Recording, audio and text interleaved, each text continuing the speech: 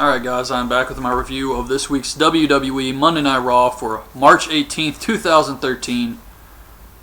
At the end of this show, I was just wondering, what the hell did I just watch here? I don't know what they were thinking with some of this crap, but Cena comes out, and the first thing I noticed was these little white feet hanging above the ring. So I was thinking Fandango is going to debut tonight, and they kind of spoiled it for me. But of course I was wrong, he doesn't debut.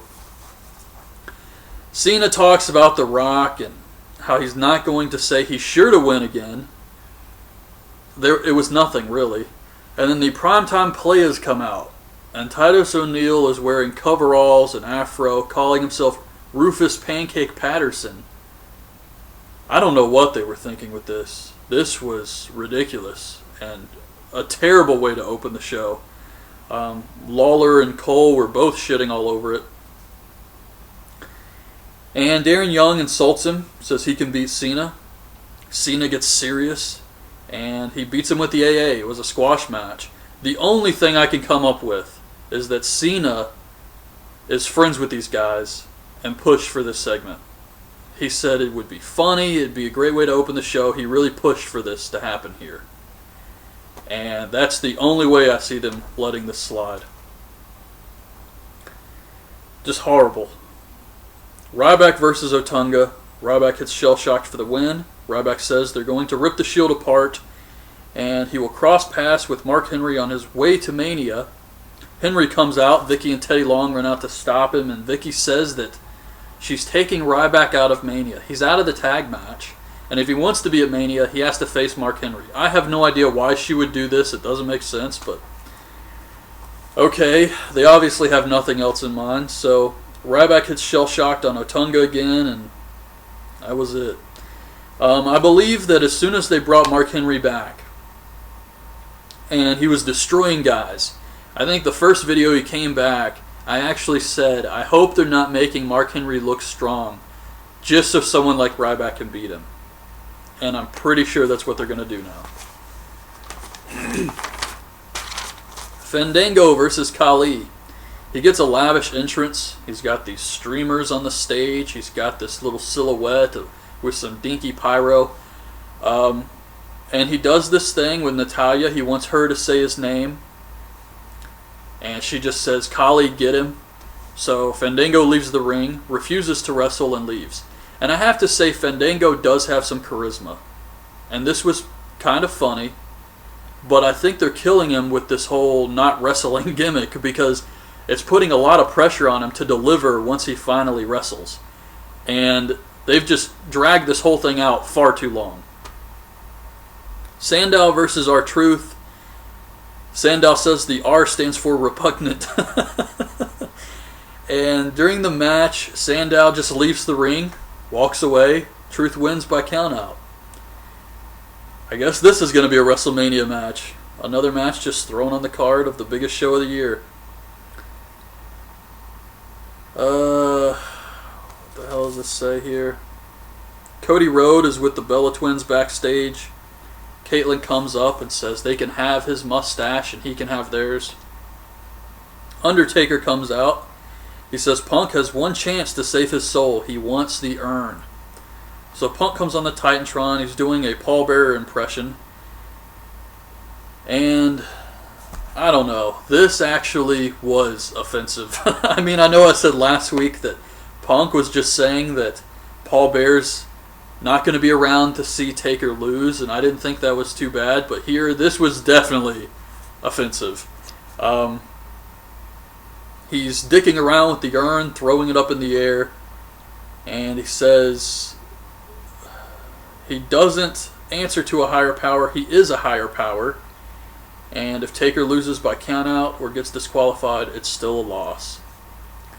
And despite all the Paul Bearer stuff, which, I mean, I don't know, it doesn't really bother me, because, like I said last week, I still think Paul Bearer wouldn't really mind this, and I don't know, I didn't think it was terrible or anything, and I don't know if they can do any more.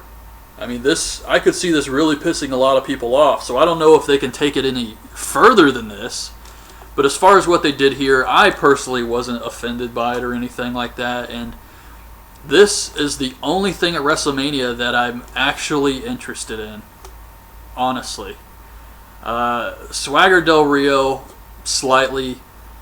But yeah, the Taker Punk match is the only one I'm really into and that I care to watch WrestleMania for right now. And even this still wasn't that great of a build this close to WrestleMania. I mean, Taker really just stood there and Punk was throwing the urn around and that was it. I mean, what happens next? Team Hell No versus Primo and Epico. AJ comes out and skips around. Kane still wins with a chokeslam on Epico. And AJ skips off, and that was it. I mean, this is a lame-ass storyline. The entire, I guess the build, the announcers were building it up as Daniel Bryan made fun of AJ after she had water thrown on her. So that's why they need to have a match at WrestleMania. Just crap. Jericho cuts a promo on how he's won the Intercontinental title more than anyone else. Fandango comes up. Jericho asks him his name. He does his Fandango gimmick. And Jericho makes fun of his name. He says, Fandango ate my baby. A whole bunch of stuff. I thought it was awesome. Jericho did a great job here. It was funny. Cody Rhodes versus Alberto Del Rio. They actually changed up Del Rio's entrance music a little bit. And he did it. He did the 9 elbows to the back and the backstabber. We're going to have to watch this bullshit in every single match. Still a pretty good match. Crowd didn't care at all. They didn't care about anything, though. And Cody taps to the arm breaker. But I would have to say that this match, the main event was good. But the crowd was also into that. And if the crowd was into this match, I'd have to say this was probably the best match on this show. Afterwards, Swagger attacks Del Rio. This was awesome. However, despite a knee injury Del Rio selling, and just winning a hard-fought match with Cody Rhodes, he's still able to fight Swagger off, even though he got attacked from behind. So he fights him off, he goes to grab Zeb, and Swagger attacks him from behind, throws him into the stairs, throws him over the announce table, and gets a USA chant. Afterwards, he's leaving with Zeb, and he goes over to Ricardo, and he breaks his ankle. I thought this was very good stuff here.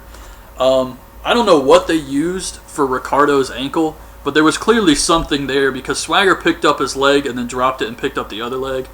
But man, did this look brutal. This was just sick. He's twisting his leg. I thought his leg was going to come off the way they were doing this. But yeah, very good stuff. Booker T video going into the Hall of Fame. I thought this was awesome. The Hall of Fame is stacked this year for sure. Orton versus Sheamus, or Orton and Sheamus versus McIntyre and Slater. Sheamus bro kicks McIntyre and Jinder Mahal. Orton hits Slater with an RKO for the win. The Shield surrounds the ring, and Big Show runs out, so the Shield retreats. No surprises here. Kofi versus Dolph. AJ distracts the ref while Big E stops Kofi from diving on Dolph. Dolph hits a zigzag for the win. This is 2 matches. He beat Kane, now he beat Kofi. I don't know how long this is going to last, though. Kane comes out and skips around the ring. Not really. Team Hell No just cuts a promo and challenges them to a match. AJ wants to do it at Mania with the titles on the line. Team Hell No accepts. Like I said, lame storyline, weak build. Miz versus Barrett versus Jericho for the Intercontinental title. The champion didn't even get an entrance, by the way. Miz gets Barrett in the figure 4. Jericho breaks it up with the line salt. Miz hits Jericho with a skull-crushing finale. Barrett runs in, rolls up Miz, gets the win. He never used the bull hammer. Afterwards, as he's leaving, he says, "I didn't even need it. Didn't even need it." And I thought that was good. But it was a good match, and the crowd was into this one. And then we get Triple H and Paul Heyman's contract signing.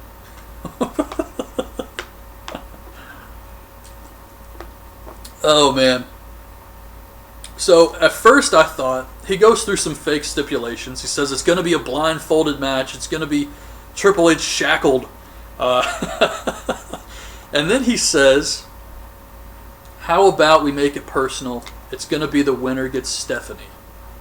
And I thought this was the stipulation. I thought that was it. I didn't know he had something else planned and this was just a swerve or to piss Triple H off. But then I was thinking, well, he told him the stipulation before he signed the contract, so maybe they botched it or something. But I thought that was the stipulation, and then he said, wouldn't it be fitting if the loser gets Stephanie? Which I thought was a great line. So Triple H snaps, he beats up Heyman's security, he manhandles Heyman. It was actually disturbing. He's ripping his clothes off, Heyman's bleeding a little bit on his forehead. It was really brutal. But Heyman was still doing such a great job. He was really selling this. He kept screaming, Brock, save me, Brock. And then he's looking at Triple H and he just says, I hate you. I thought it was good. But Brock eventually comes out after Triple H signs the contract. And he's got a chair. Triple H pulls out a sledgehammer. And Heyman reveals the real stipulation is it's a no-holds-barred match with Triple H's career on the line. So, that's it. I mean, I was kind of disappointed. I mean, it could be a good match, but I'm not expecting a lot out of it. And No Holds Barred was kind of predictable. I didn't want it to be Hell in a Cell, but No Holds Barred just kind of seems too easy, maybe. But anyways, that was Monday Night Raw. Average to below average show. Didn't really do much for me personally on the build for WrestleMania. And I have to say, some people may like this build. They may think WrestleMania is shaping up to be a great show. All I can say is how I feel about it personally. And I just am not interested in WrestleMania right now. And this close to WrestleMania, I think the build has been utter shit. Cena and Rock have done nothing. Punk Taker is the only thing they've really done that has a good storyline. And sadly, the storyline is that someone died in real life. But still, it's the only thing I'm actually interested in. That's because Punk's been doing a great job with the promos and trying to get under Undertaker's skin.